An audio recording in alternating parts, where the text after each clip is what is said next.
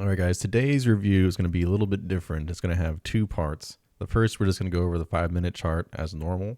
And the second, we're going to look at the 2000 tick chart, which I always do have up, but I usually don't talk about it very much. I'm going to talk about it today because I think it has a lot of trades that are better to look for in the type of market that we've been having lately. And the type of market we've been having is a very large range market. You know, a lot of the days have been greater than 100 points, which is not usual. So we're kind of in a higher volatility time right now, and a lot of the days we've been having are more trading range type days.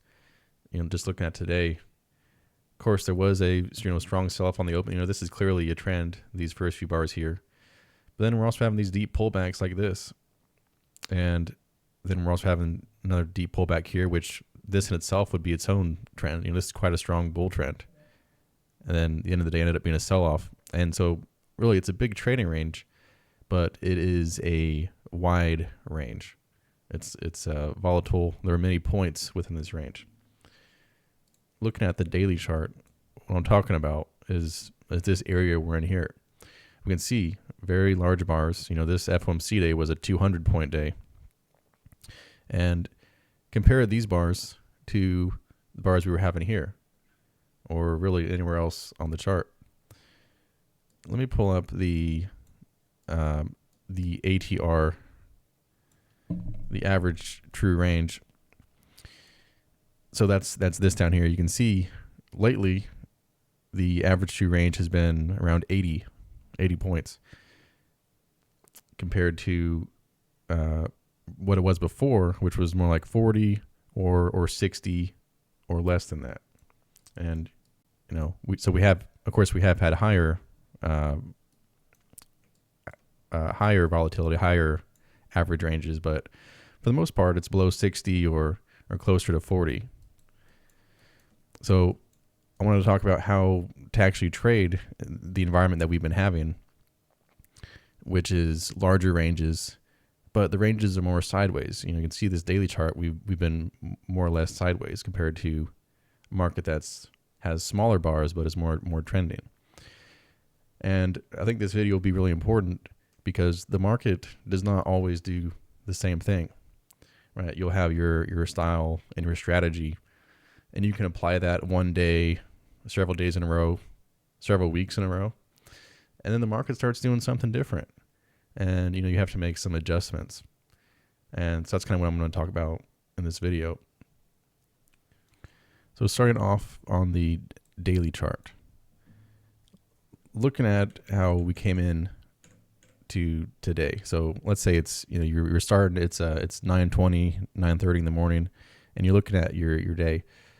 Well, this is what the daily chart looked like. So these are the prior days.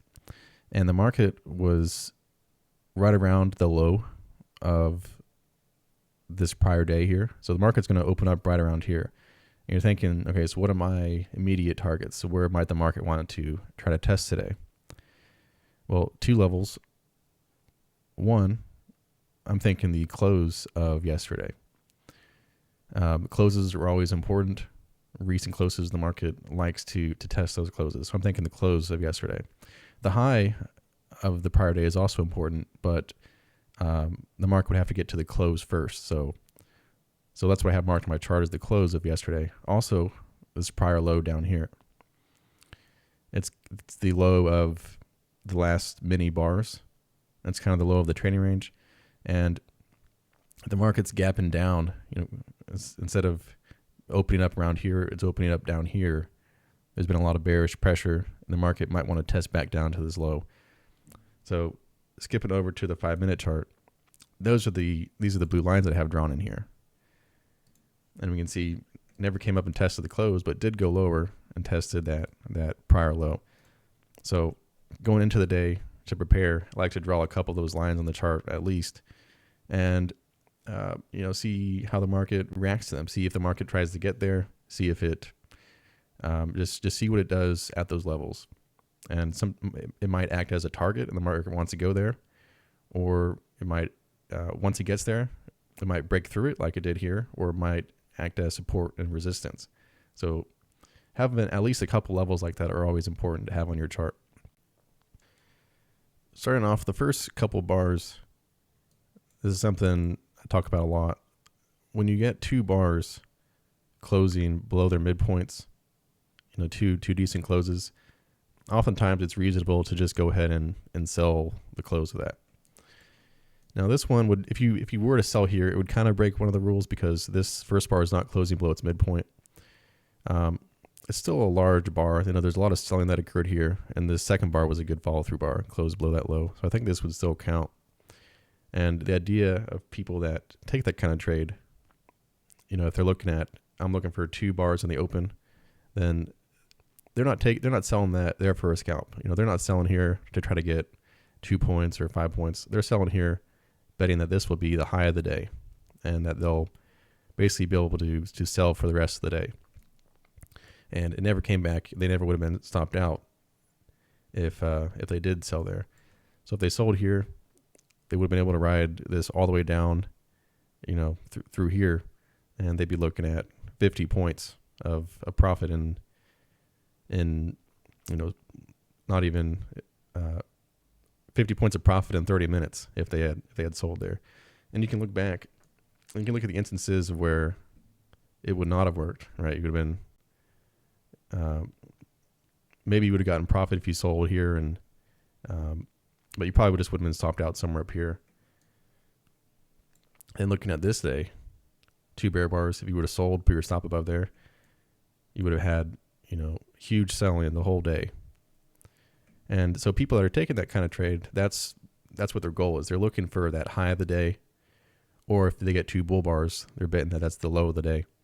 And so that's what they're doing. So sometimes when you hear people saying they only trade the open,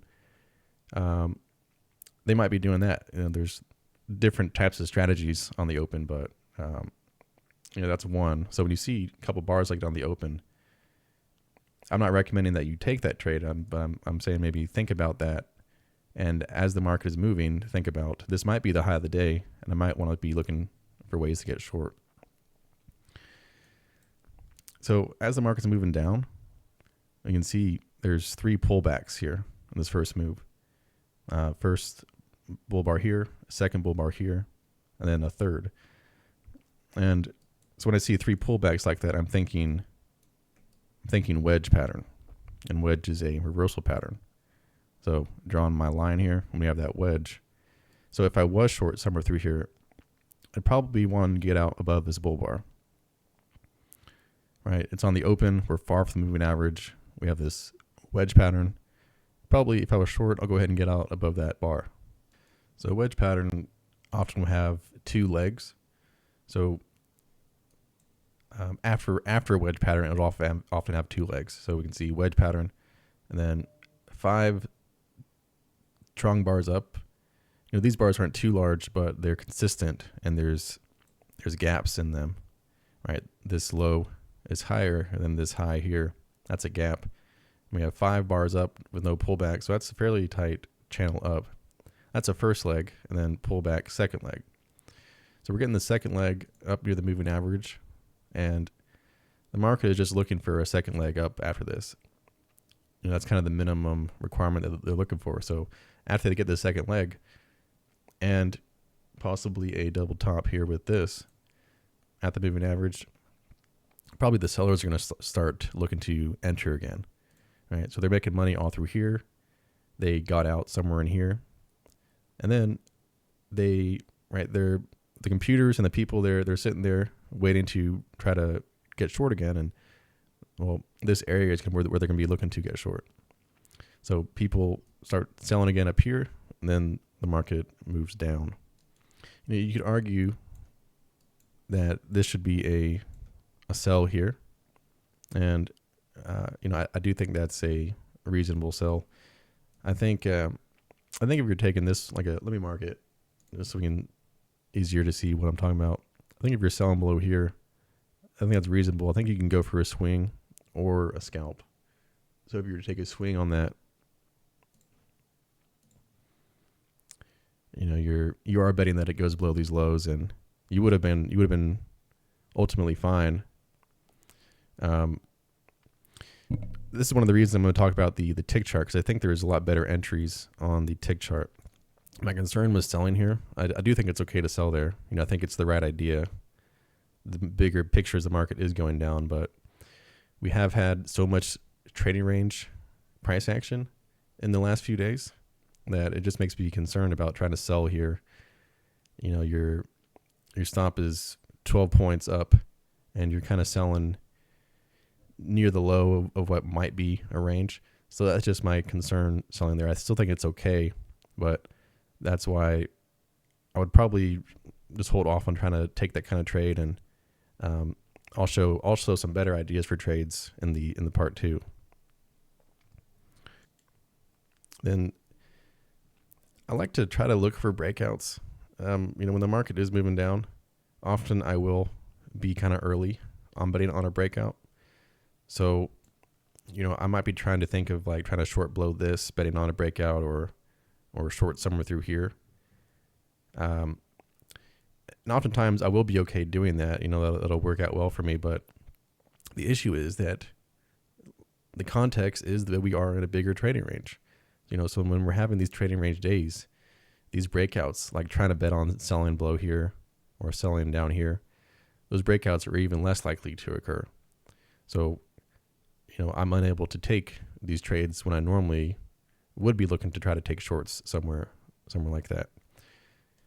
And a trick you can use is look at prior days and look at how that price action was working. So what I'll do, I was looking at this day, for example. This day looks very similar to the day we're currently on.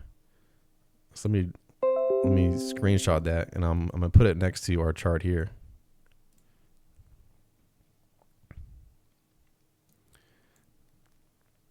You see how similar that looks, right? We have a sell-off on the open. So here's that sell-off. And then we have a deep pullback to the moving average. And then, fairly sell-off that's not all that strong going back down to the lows. And we have the same thing here. Sell-off that's not all that strong going back down to the lows. And normally, I would be interested in trying to get short, try to be taking these shorts here. But the larger context that we're in is that these breakouts are less likely to occur. So I'll pull up the previous day like this, and I'll have that next to me. And oftentimes, it'll just guide you the whole way on what might be happening. So when I'm looking at this, I'm seeing these first attempts to go lower after this deep pullback failed. So then when I'm trading today, I can look at my reference here, and I can see, okay, so deep pullback, and then these shorts here are less likely to occur. So I don't want to be taking those. And well, that keeps you out of, bad trade there, a couple bad trades there. So I think that's a great trick, is to look at previous days. You don't have to just sit in isolation and just look at just the chart you're on. You can look at your previous days and try to find examples that are similar, and they'll kind of give you a guide as to what might happen.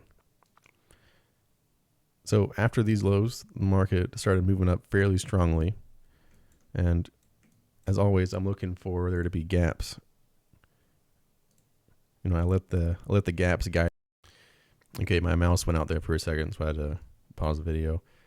But we have these gaps that are happening. And when you see these gaps, those are often early signs of a trend. So gap here, and it is below the moving average, and it's early, and it's probably low probability that we'll get something like this. But these are something you want to keep an eye out, because you notice this, and you see another bar, then another gap, and at some point you have to conclude something else is happening, because we're getting gaps. The bears that are shorting down here, they're trapped through here, and at some point they're going to rush to get out, and you get these bigger bars like this. So keep an eye out on those gaps, and that'll guide you. So for the same reason that I avoid, I'm kind of hesitant to mark some of these other trades here, I'm also hesitant to be marking some of these, like buying here or buying here. clearly they would have worked. And I think on any other type of market, I would have had these marked. My only concern is, once again, bigger trading range. We have these large ranges. We'll have very sharp moves that end up reversing, like sharp move that reverses. This is a fairly sharp move and reverses. And so that's my only hesitation on marking these. I think the bars and the setups look fine. It's just the bigger context is I'm kind of avoiding taking these kinds of trades. A couple strong bars here, getting below the moving average. And one trade that I did want to mark is shorting here. So probably if I was to mark one best trade today, I'd be looking at taking this short here. So 2 strong bars below the moving average, probably going to get more follow through after that. And you can see all these attempts up to get above the moving average that fail multiple times. And then here we get this double top right here. So this double top is lower than this high. So we're getting a lower high double top below the moving average. Good looking bearish signal bar. I think that's good for, a swing or a scalp. Probably better for a swing. Take advantage of this room that we have down here. And so I like that kind of trade. Often in the end of the day, you'll have some sort of collapse or strong rally. And lately we have been having these strong collapses. And this isn't too strong, but sometimes we'll have a collapse that goes down like 50 points in the last 30 minutes. So I like try to look for those trades, around 3 o'clock, 3:30. So let me go ahead and pull up the 2000 tick chart.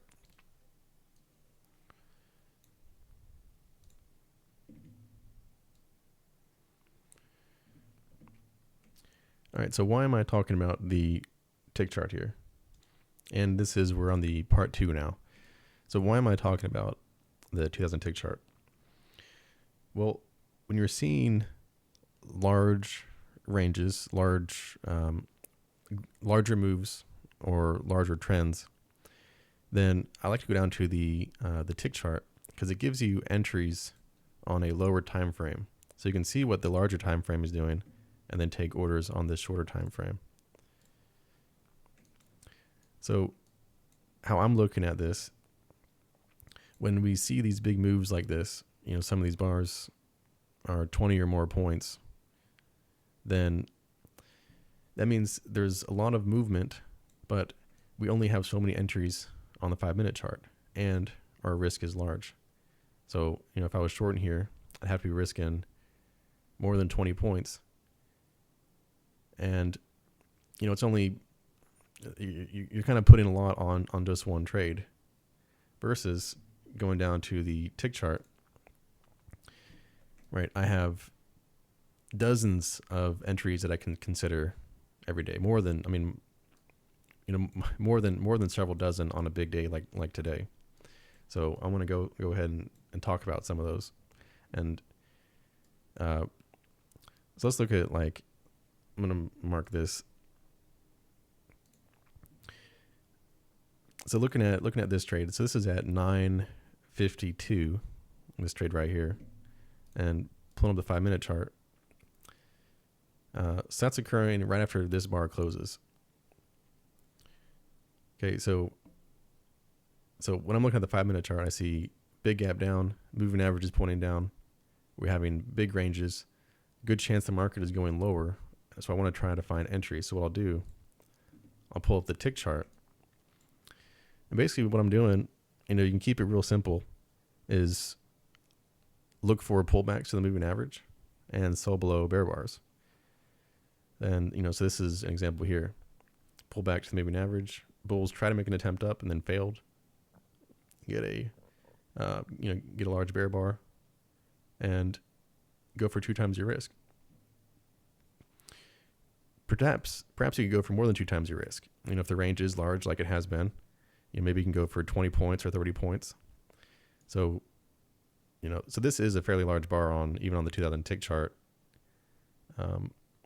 That's a 7-point bar. Oftentimes you get it more like, you can get it for a couple points. So you only have to risk a couple points. But today a lot of these bars are larger. So, risk 7 points, and then you go and trying to go for 15 or 16 here. And, if the range is large, try to go for 20 or 30 and try to make an even bigger swing down. So you might be saying, well, I see you have this marked as a short. What about this? So I also think this is a reasonable short as well, if you're going for a swing trade, right? If you're going for 2 times your risk or for 20 or 30 points. And so, yeah, if you sold here and you put your stop right above that, you would have lost that one. And you're going to have some losers. But if you're focusing on trying to sell and stay in the direction of the trend and try to take trades on these pullbacks and trying to go for large swings, then your swings will offset your losses from these. So, if you're taking, on a day like today, I don't know, you could have taken 50 swing trades on this 2000 tick chart. So of course you're going to have some losses. Your risk is less than your reward, and you're taking a lot of them. So that's just what you have to deal with. You're going to have to take some losers, and then your winners will ideally offset those losses if you're taking the right trades. So let's look at some others. Sharp sell-off here. Then you can see any little pullback after a sharp sell-off is also having a good chance of going lower. So pullback here. Then you have this first entry short here. So we have a low and then a pullback. And then the first time the market goes back lower below a bar, that's called the first entry short. So, so that's an idea there. Pullback, first entry short. Take that. Second entry shorts are better, but when the market is quickly selling off, the market is, you're not going to get a second entry. It's just going to basically go head right back down. So, there's a trade there, another pullback. You would have a short there.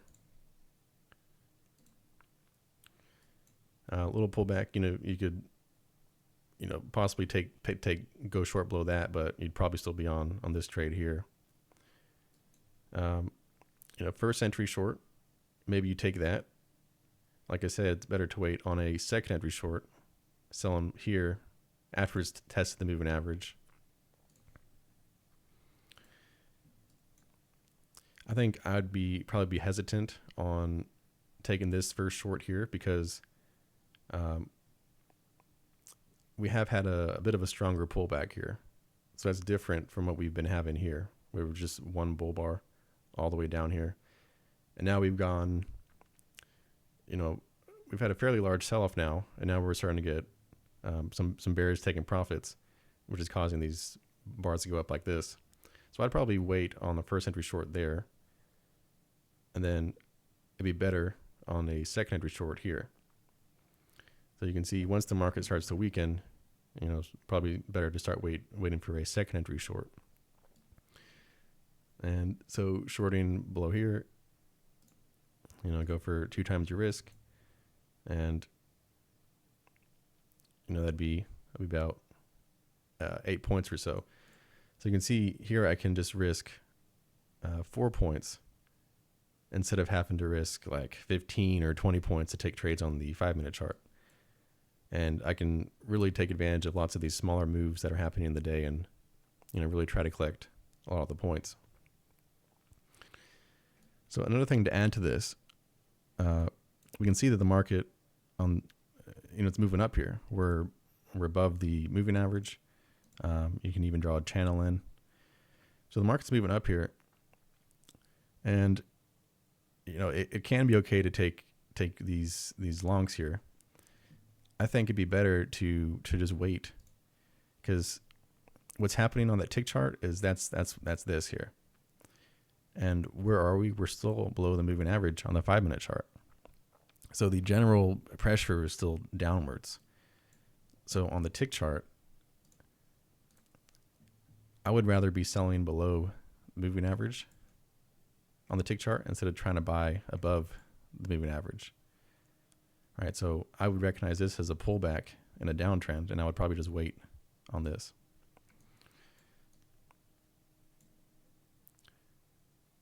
So we can see we're starting to get back below the moving average here. And so it's 1040s right here. So let's look at the 5-minute chart. See how that would look at 1040. 1040s right here. This is after we've had 5 bull bars up. And we're probably going to get a little bit more up. Even though this is closer to the sell zone, we're probably going to get a little bit more up. So because of that, I would probably hold off on trying to sell here. And then we get a little bit more up. We get that little bit of a second leg right here, and the market shoots back below the moving average. So I'd prefer to just wait on that because the 5-minute chart is showing me we might have a little bit more up. Anytime you can draw on a channel doesn't often just break out below and immediately go down. About 75% of the time, it will actually come back up and try to test the top of the channel or test the previous highs. So that's why I want to wait on this breakout here. Then we come back up and test it, and it kind of completes that market cycle, the stages of the market. And then as we start to sell off, well, let me pull up the 5-minute chart. So as we sell off, that's what's happening here. So we're in the sell zone. We're below the moving average. Market's going down on the 5-minute chart. It's going down on the bigger time frame. So on the smaller time frame, I want to try to look for swing trades to go short. All right, so pullback, first entry. It's been this was a fairly tight sell-off, so probably first entry is going to be okay. And what are you doing? You're going for at least 2 times your risk. And we can continue. There's lots of things I can mark on here. And especially as the trend kind of weakens, you're going to start to have some losers. Like if you sell here, right, you're going to be getting stopped out above that bar. And that might happen to you a couple times. And then at some point, as long as the market is continuing to go down on the larger time frame, then your sells will start to work again, and you'll be able to go for your swing trades again. So on the 2000 tick chart, we have about 7 that we've marked, and there's probably there's more that I haven't marked, like selling. There's some sells through here you could have taken. Like I said, some of these might not have worked, but so here's 11 o'clock, and by 11 o'clock we have 7 trades marked on the 2000 tick chart. And I'm not saying that for your goal to be that you should take lots of trades. I don't think you should take lots of trades, but I'm just saying in the type of market that we're having, I think it's better to try to go down to this lower time frame and look for swing trades in the direction of the trend. So I'm going to continue talking a little bit more about this. Once the market got above the moving average here, so first close, let's say it's at 12:35, we had the first close above the moving average.